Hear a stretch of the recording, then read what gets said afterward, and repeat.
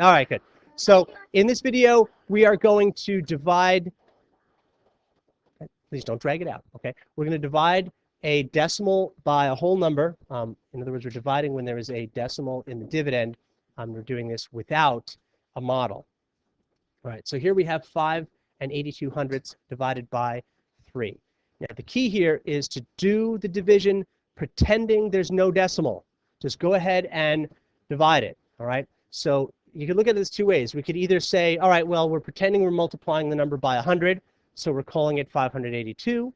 Or we could say we're looking at it as saying 5 and 82 hundredths is the same as 582 thousandths. Hundredths. 582 hundredths. So to get to 582, I can say, well, let me first do 3 by 100, and that takes care of 300 of my dividend.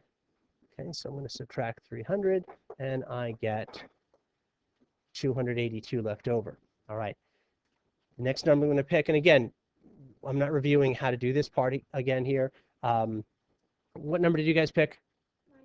Okay, so some people did 90. We know 100 doesn't go in, so we can try 90, and sure enough, that's going to get us 270. So I'm subtracting, let me just fix those a little bit. So I'm subtracting 270 from that, and that gives me 12. And that's an easy answer now because I know that I can divide 12 into 3 groups. Oops, sorry. Okay, you could have done different things. There's lots of different ways to get to this, okay? So we're getting 3 times 4 is going to give us 12. And I'm looking at little mistakes up here. That should have been an equal sign here. Sorry. That should have been an equal sign. Okay. All right. So 3 times 4, I used up 12. I have nothing left over, so I'm good. And I did 100 plus 90 plus 4. So again, we're pretending the decimal point's not here. So we just did this as 194 is our answer, making sure we line up the places. Okay. Now, we made this easier for ourselves by pretending the decimal wasn't there. But of course, the decimal really is there, so we have to take that into account.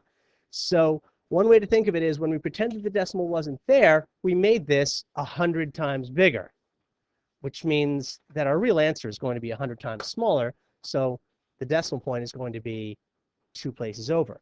Okay. Another way to think of this is when we said 5 and 82 hundredths, that's the same as 582 hundredths.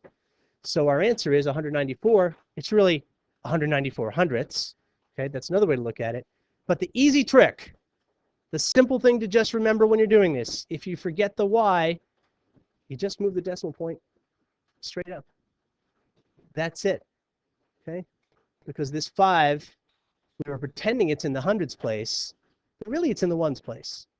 So all we have to do, we get our answer was 194. Really, we move the decimal point straight up, and we get 1 and 94 hundredths is our answer. Okay? Say goodbye, guys.